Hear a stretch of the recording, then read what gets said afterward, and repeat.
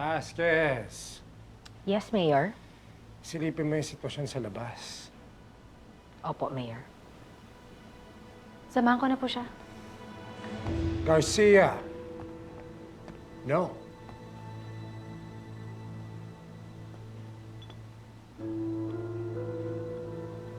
You stay here.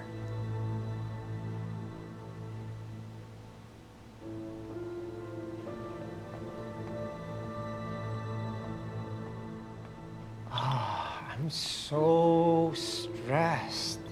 Have so much anxiety, Garcia. I need to unwind. Drink? Hindi po ako uminom pag nasa trabaho. Well, hindi kita pipilitin uminom, Paula. But you know what I need right now? I need a massage. Po? I said,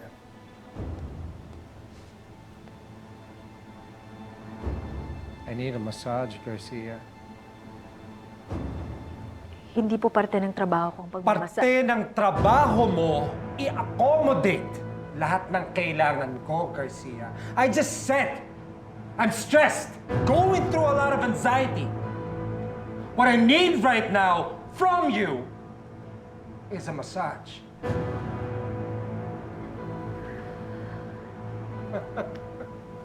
What the hell are you waiting for, Garcia?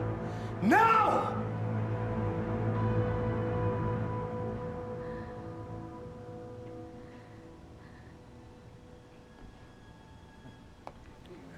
Good girl.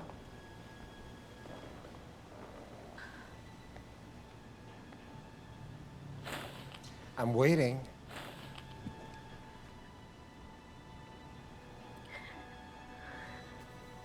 Oh, that's more like...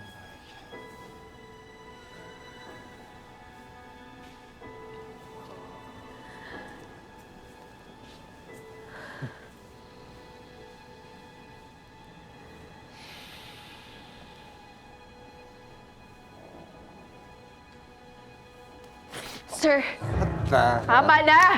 Garcia, I'm gonna tell you to stop. Sir, hindi ako komportable sa ginagawa ko. Kahit mayor ka, pwede kitang kasuhan ng sexual harassment. Whoa. Harassment? Oo! Wala akong ginagawa sa'yo, Garcia, and definitely I'm not doing Ano anything yun? sexual. And how can you call it harassment, Garcia? How can you call it harassment kung parehas naman natin gusto?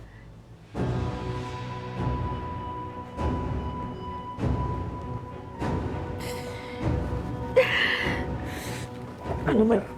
Ano? Ano? Garcia, stop playing hard to get.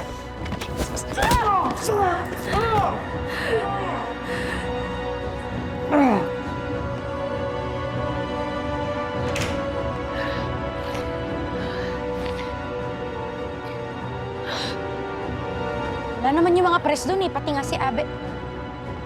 Ano nangyari sa'yo? Bakit kaya yung itsura mo? Ayoko na dito. Hindi na makakatagal dito. Ayoko na kasama mga gerero, lalo na yung si Miguelito. Napakabastos niya. Sobrang manyak. Bakit anong ginawa niya sa'yo? Una, pinamasahin niya ako, Jonah. Pangalawa, sinubukan niya ang halikan. Ginawa niya yun sa opisina niya? Ang kapal ng mukha niya. Palibasa, nasa posisyon siya, kaya iniisip niya kaya niyang gawin kahit na ang dahil sa'yo. Di porket mayor siya, gagawin ko na yung gusto niya. Ayoko na dito. Ayoko na dito. Ponggay. Ponggay.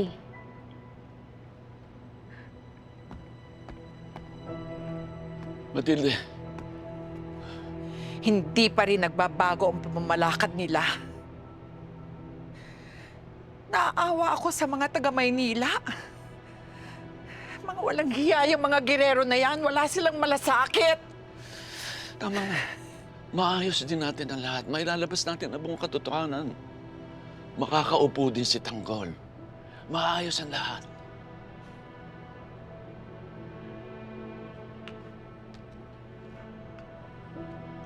Naniniwala ako sa iyo, Alfredo.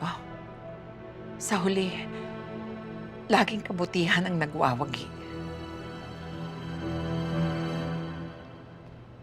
Pagtahimik na tayo.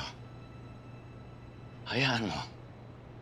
tatapusin ko yung kantang pinangako ko para sa araw nating kasal. Pero hindi na ganun kaganda boses ko. Sana naman magustuhan pa rin. Aabangan ko yan, Alfredo, ha? Pangako mo yan. Aabangan kong marinig ang kantang yan.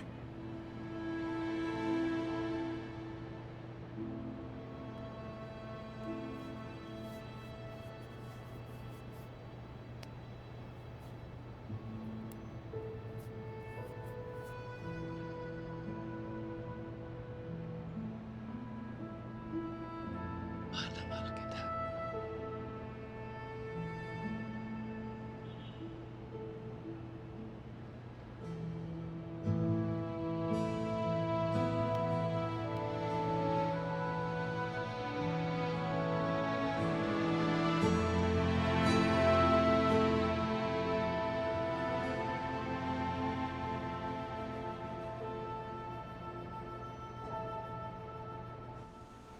Kumpirmado na ba yan, Jason? Very good. Ano daw? Hindi mo kulangan sa debt. Mabuti.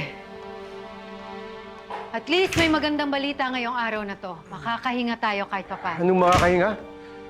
Nagkakagulo sa labas, makakahinga kayo? Ha? Bakit?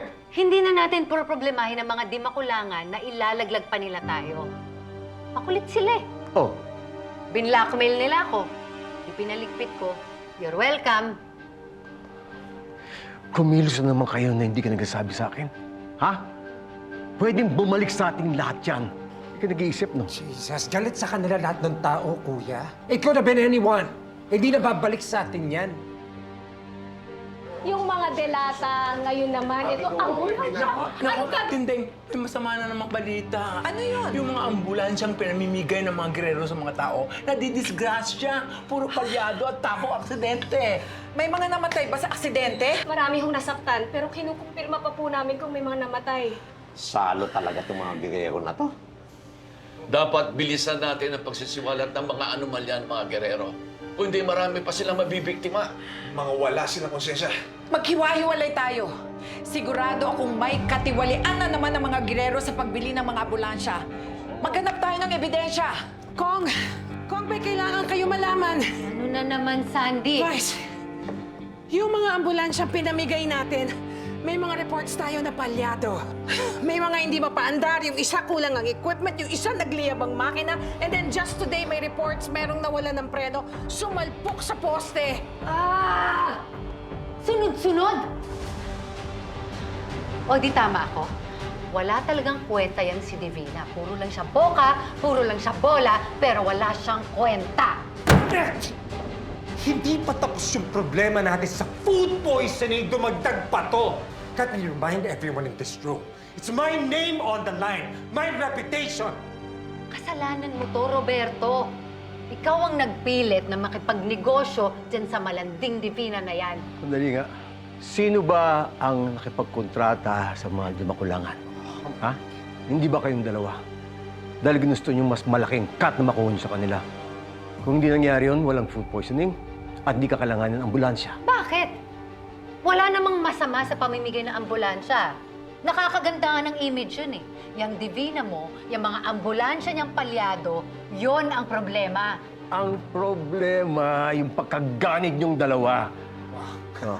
Malaking porsyento, basura ang ambulansya ibibigay sa inyo. Hindi ka ba kasama doon? Ha? Ang linis mo! Ano ba katarantaduhan yung lintik na pinaggagawa niyo yan? Ha? Pa, Bakit sinisira ninyo ang pangalang Guerrero? Pa, what the hell are you doing here? Nabalitaan ko na, maraming namatay ng dahil sa ayuda ninyo. Pati na yung mga ambulansya. Papa, hindi ka sasabit dito. Kami to, kontrolado na namin ang sitwasyon, kaya huwag kang mag-alala. Kontrolado niyo, Roberto. Ang mga tao galit na. Sinisira ninyo ang pangalan ko. Ang tagal ko pinaghirapan. Sa tingin mo, makakatulong yung paninermon mo, ha? Panahon na namin. Diskarte namin to, okay? Ito ang resulta ng pagiging ganid ninyo. Masyado kayong gahaman. Noong panahon ko na ako mayor, walang iskandalong ganito kalaki nangyayari. huwag ninyong ibabagsak ang pangalang Guerrero. Kayo ang papatay sa akin.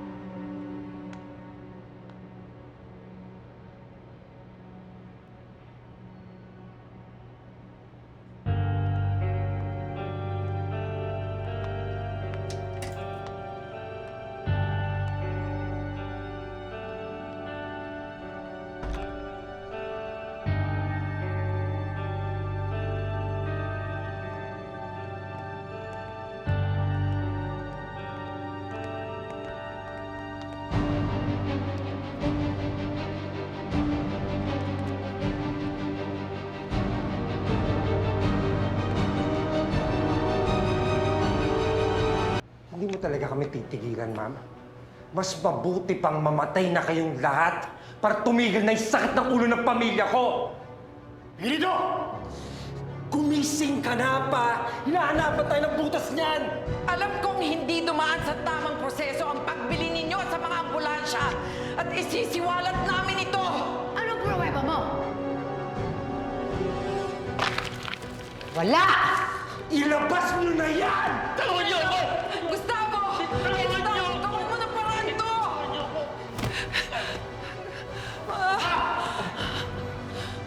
Magsasakripisyo ka? Sa lalaki ito? Oo! Para sa taong mahal ko!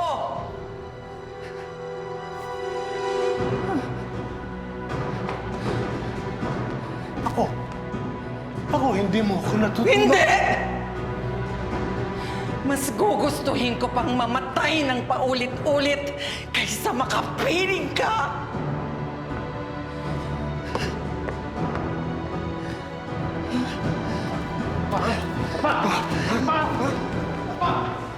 Sana tuluyan ka ng mamatay, Gustavo! Para pagbayaran mo lahat ng mga kasalanan mo! Bitbitin niyo na to! Alfredo! Tayo sa sakit! Tayo sa sakit eh! Tayo sa ospital pa ba? Bitiwan niyo! Hindi ako magpapa-ospital!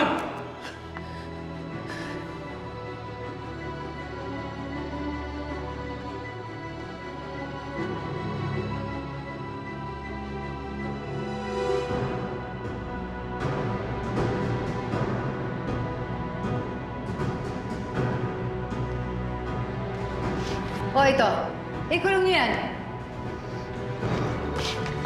Tawag niyo ako! Dalihan niyo! Mga walang iya kayo! Mabulong ka dyan! Masisira ka bang illegal detention yan? Buksan niyo ang pinto! Anong kaso isasampa ko? Ha? Wala! Matigdag ka pa sa ulo. Liga! Pag-is namin, kawalan niya. Oo nga!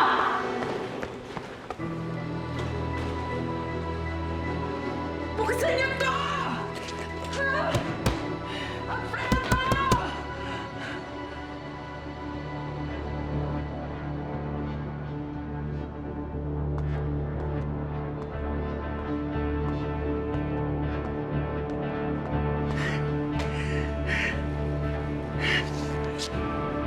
Bitawan niyo ako!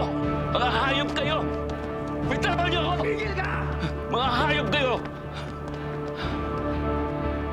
Kilalang kilala ko mga Guerrero. Hindi ako natatakot! Kahit ano pa gawin mo sa akin!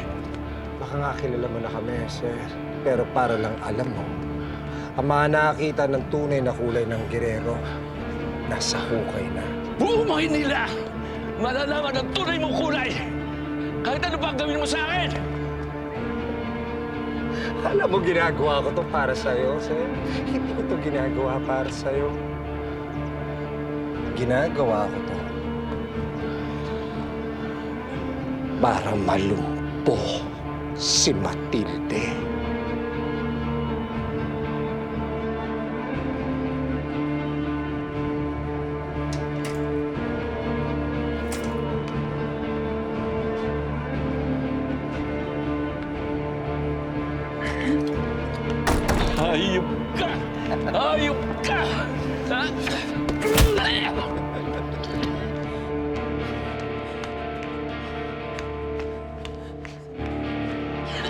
Huwag ka nang tumiglas.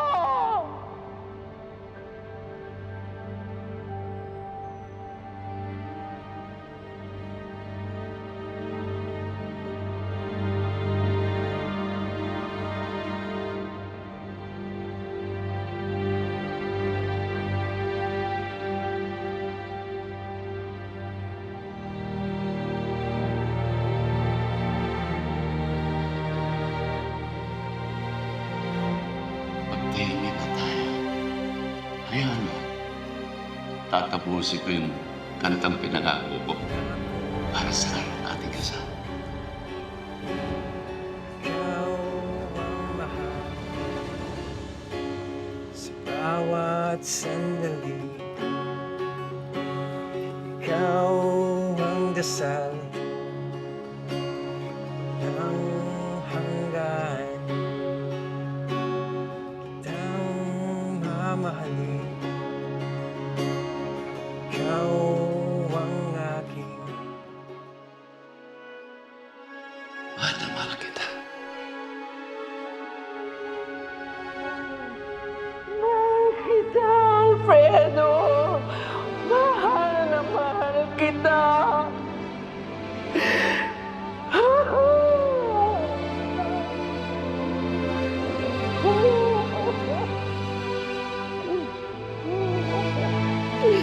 Alfredo!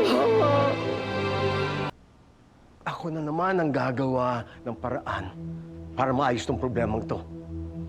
Sige. Lilinisin ko lahat ng ebidensya na pwede magturo sa atin. Kaya kayo, huwag kayong kikilos na hindi ko nalalaman.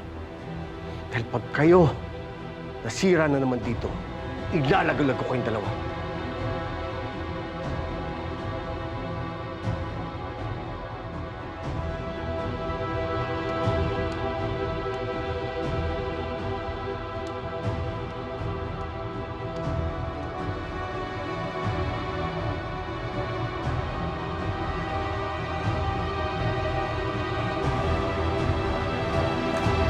Oh, Alfredo, galing ako sa General Services Office. Wala namang pumansin sa akin doon. Ikaw, kamusta? Eh, inaalam ko yung mga barangay kung saan dinadala yung mga ambulansya. Si Matilde ba? Nasaan? Ay, nagkahiwalay kami eh. Pero sa records, naandun siya sa records. O sige, pupunta ako siya. O sige, mauna na ako ha.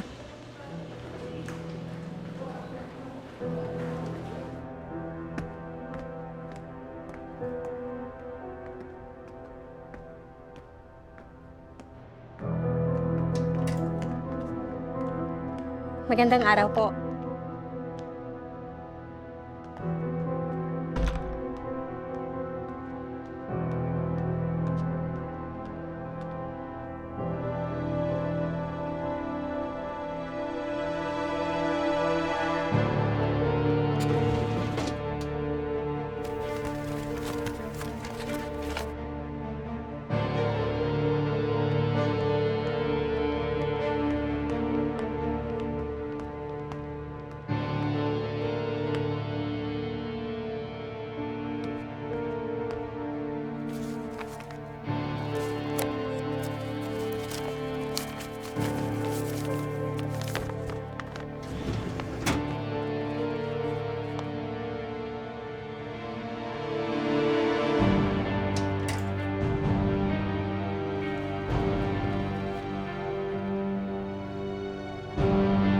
Divina Mondragon?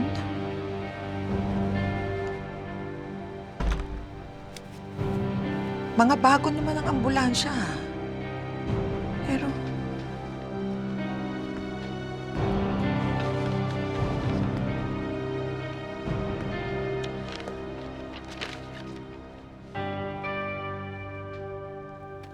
parehong araw ng pagbid at pagbili ng mga ambulansya. Sinasabi ko na nga ba, niluto nila ang pagbili nito. Matilde, Gustavo, anong ginagawa mo dito? wala kang permisyong pumasok dito. Ako ang dapat magtanong kung anong ginagawa mo rito. Wala kang pakialam.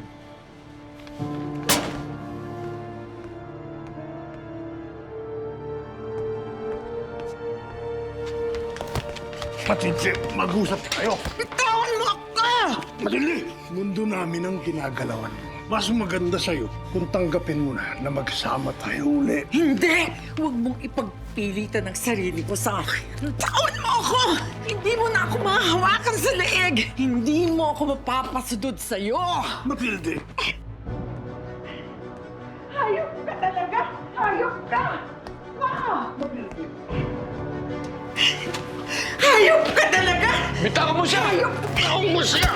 Hindi, sige na, umalis ka na! Umalis ka na! Iligtas mo sarili mo! Sige na! Iwan dito! Sige na, iligtas mo sarili mo! Alfredo! Sige na! Umalis ka na!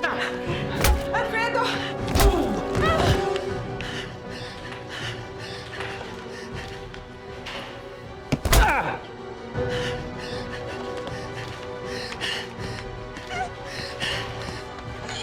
Matilde! Bitawan mo ako! Matilde! Hayop ka! Bitawan mo ako! Bitawan mo siya!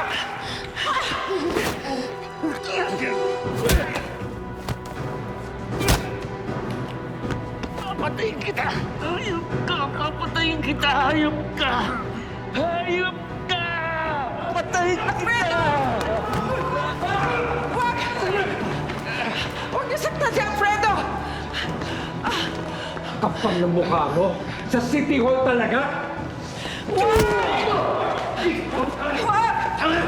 Kulang pa yan! Dahil sa ginawa niya kay Matilde. Tumahimik ka! Kapit nyo! Walang makaputukin! Kahit sino! Ikaw! Ikaw ang gulo sa buhay namin ni Matilde! Tama na. Ano to? Jackie, ano yan? Jackie! Ninakaw mo to? Gagamitin mo to laban sa amin, ano? Sisiraan mo kami!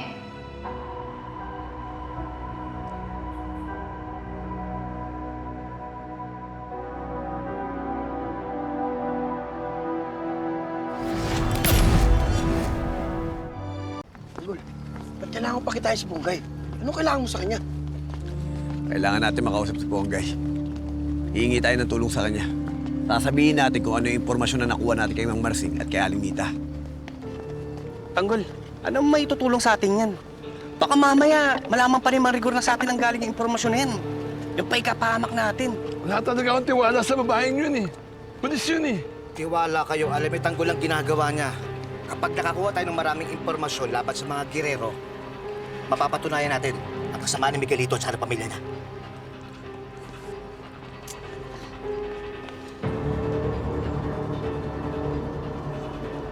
Maghihintay tayo dito.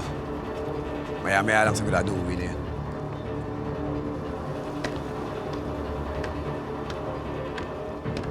Tanggol, may mga polis na dumarating.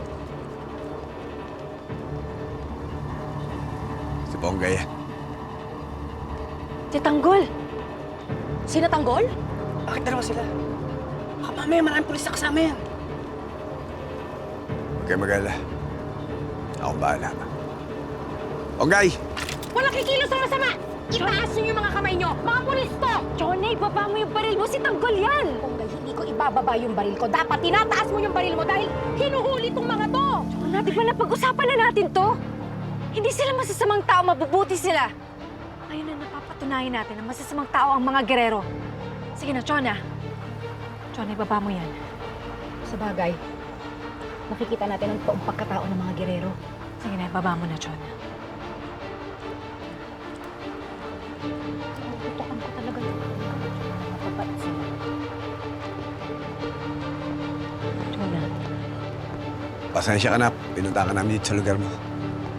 May importante kaming sasabihin sa'yo eh.